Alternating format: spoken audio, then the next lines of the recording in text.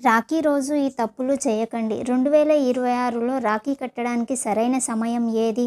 రాఖీ ఎలా కట్టాలి? పూజా పళ్ళెంలో ఏమేమి పెట్టాలి? ఇంకా రాఖీ రోజు చేయకూడని పనులేంటో ఈ వీడియోలో తెలుసుకుందాం.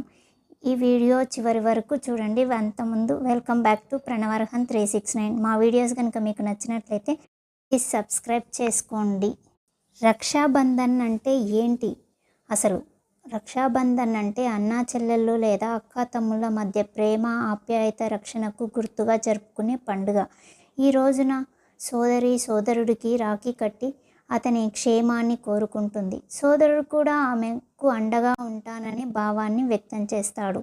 అయితే ఈ రాఖీ సాంప్రదాయం వెనుక ఉన్న ప్రసిద్ధ కథ ఏంటో ఇప్పుడు తెలుసుకుందాం. రక్షాబంధన్ కథ వచ్చేసి ఒక కథ చెప్తాను వినండి. రక్షాబంధన్ పండుగ వెనుక ఎన్నో పురాణ కథలు ఉన్నాయి. అందులో ప్రసిద్ధంగా చెప్పుకునే ఒక కథ ఇప్పుడు మనం తెలుసుకుందామండి. శ్రీకృష్ణుని కథ అది.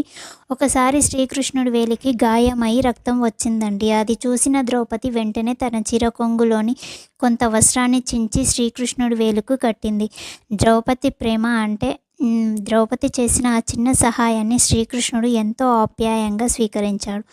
ఆమెను తన సోదరిగా భావించాడు. శ్రీకృష్ణుడు ఆమె చీర కొంగు శ్రీకృష్ణుడికి కట్టగానే శ్రీకృష్ణుడు ఈ విధంగా అన్నాడండి. ఆమె ప్రేమకు ప్రతీకగా ఆమెకు ఎప్పుడూ అండగా ఉంటాననే భావాన్ని శ్రీకృష్ణుడు ఆమెకు వ్యక్తం చేయడం జరిగింది.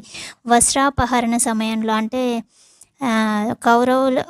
కౌరవ సభ జరుగుతుంది కదండి. ఆ ద్రౌపదికి అవమానం జరుగుతుంది. అక్కడ జరుగుతున్నప్పుడు ఆమె ఉండి కృష్ణ అని అంటే కృష్ణుడు వచ్చి చీరలు ఇస్తాడు చూడండి. అంటే మహాభారతంలో ఈ కథనం ఉంటుంది.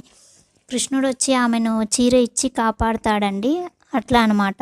ఆమెకి ఎల్లప్పుడూ రక్షణగా ఉంటాడు. రక్షాబంధన్తో సంబంధం ఏముంది అంటే రాఖీ అనేది కేవలం ఒక దారం కాదండి. ప్రేమ, ఆప్యాయతకు, రక్షణకు ప్రతీకగా భావిస్తారు. అన్నా చెల్లెళ్ళ మధ్య ఉండే ఆ ప్రేమ, నమ్మకం, ఒకరినొకరికి అండగా నిలవబడే భావమే రక్షాబంధన్ పండుగలోనే అసలైన సందేశం అండి. కట్టే సమయం చూద్దామండి. 2026లో రక్షాబంధన్ సందర్భంగా రాఖీ కట్టే సమయం గురించి చాలామందికి డౌట్ ఉంటుంది. మీకు కన్ఫ్యూజన్ లేకుండా సరైన సమయాన్ని ఇప్పుడు నేను పంచాంగం ప్రకారం చెప్తానండి. అంటే పంచాంగం ప్రకారం వచ్చేసి 28 రోజు 6 గంటల నుంచి 9:48 వరకు చాలా మంచిగా ఉందండి. ఆ సమయంలో మీరు రాఖీ మీ అన్నలకి కానీ తమ్ముళ్ళకి కానీ కట్టే సమయం అండి. అంతలోపే కట్టుకుంటే చాలా మంచిది. రాఖీ ఎలా కట్టాలంటే స్టెప్ బై స్టెప్ ఈ విధంగా కడితే చాలా బాగుంటుందండి. ఒకసారి చూడండి. ముందుగా మీరైతే రాఖీ కట్టాలనుకుంటారు కదండి. ఆ రాఖీ స్వీట్స్, కుంకుమ అవన్నీ ఒక పళ్ళెంలో అరేంజ్ చేసుకోవాలండి. ఆ పళ్ళాన్ని మీరు తీసుకొని మీ అన్న లేదా తమ్ముడికి కడతారు కదండి, వాళ్ళని కూర్చోబెట్టాలి. కూర్చోబెట్టిన తర్వాత వాళ్ళకి కుంకుమ పెట్టి నెక్స్ట్ వచ్చేసి రాఖీ కట్టాలండి. రాఖీ కట్టిన తర్వాత వాళ్ళకి హారతి ఇచ్చిన తర్వాత స్వీట్ తినిపించి ఆశీర్వాదం తీసుకుంటే చాలా బాగుంటుందండి. రాఖీ కట్టేటప్పుడు 5 విషయాలైతే ముందుగా చూసుకోవాలండి. రాఖీ కట్టేటప్పుడు ముందుగా మీరు ఏ రాఖీ కట్టాలనుకుంటున్నారో, ఎవరికి కట్టాలనుకుంటున్నారో అదనేది కరెక్ట్గా సిద్ధం చేసి పెట్టుకోవాలండి పూజా పళ్ళంలో. ఆ రాఖీ కూడా చాలా మంచిగా అంటే నీట్గా ఉండాలి. పూజలో మీకు పూజ అంటే రాఖీ కట్టేటప్పుడు ఎలాంటి తొందర లేకుండా ఆదరబాదరం కట్టకుండా నిదానంగా మంచిగా కట్టాలండి. కుటుంబ సాంప్రదాయాలు అట్లాంటివి ఏమన్నా ఉంటే వాటిని పాటించుకుంటూ కట్టాలి. ముఖ్యంగా అన్నా చెల్లెళ్ళ మధ్య ప్రేమ, గౌరవమే ఈ పండుగలో ప్రధానమైంది కాబట్టి చాలా నిదానంగా అన్నకు మంచితనంగా కడితే చాలా బాగుంటుందండి. అదే రాఖీ రోజు చేయకూడని పనులు ఏమైనా ఉన్నాయంటే, రోజు చేయకూడని పనులు ఏంటివంటే తొందరపడి రాఖీ కట్టకూడదండి. ప్రేమగా నిదానంగా కట్టాలి. అదేవిధంగా నిర్లక్ష్యంగా లోపల కుట్రలు అలాంటివి పెట్టుకొని అన్నదమ్ములకు రాఖీలు కట్టొద్దండి.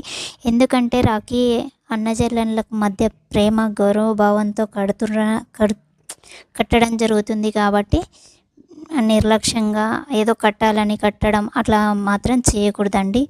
పూజా పళ్ళాన్ని కూడా మొత్తం ఎట్లా అంటే అట్లా చిందరవందరంగా పెట్టుకుంటారు కదండి. హారతిచ్చే పళ్ళాన్ని అలా కూడా పెట్టుకోవద్దు. చాలా నీట్గా చూడడానికి కూడా ఇతరులు బాగుండే విధంగా పెట్టుకోవాలి.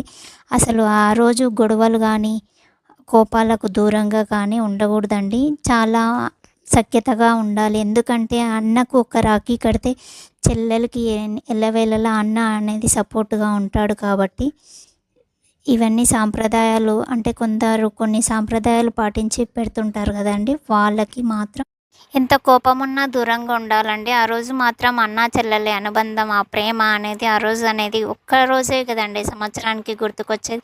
ఇంత ప్రేమ ఉన్నది అనేది ఆ రోజే చూయించుకోవాలి. కోపాలు, ద్వేషాలు, ఈర్ష్యాలనేది పక్కన పెడితే చాలా బావుంటదండి ఆ రోజు.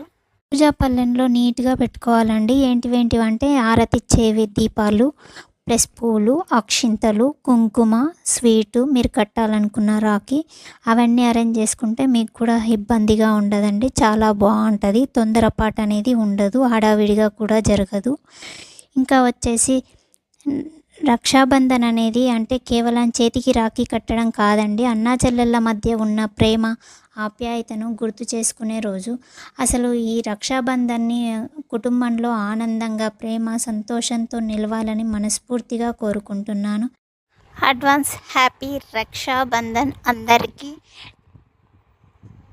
మా వీడియోస్ కనుక మీకు నచ్చినట్లయితే ప్లీజ్ సబ్స్క్రైబ్ చేసుకోండి. అదేవిధంగా లైక్ చేయండి. నా వీడియో ఇన్ఫర్మేషన్ వచ్చేసి అంటే డైలీ వ్లాగ్స్ చేయాలనుకున్నానండి.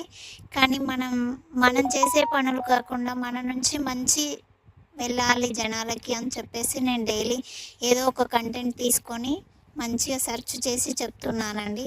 ప్లీజ్ నా వీడియోస్ కనుక మీకు మంచిగా అనిపిస్తే కామెంట్ చేయండి. ఎక్కడి నుంచి కామెంట్ చేస్తున్నారో కూడా చెప్పండి. అంటే మా వీడియోస్ ఎక్కడి దాకా వెళ్తున్నాయి అనేది కూడా మాకు తెలిస్తే కొంచెం బాగుంటుంది కదండి. మీ లైక్స్ మరియు కామెంట్స్ వల్లనే మాకు కొంచెం బూస్టప్ ఉంటుందండి. Please do subscribe.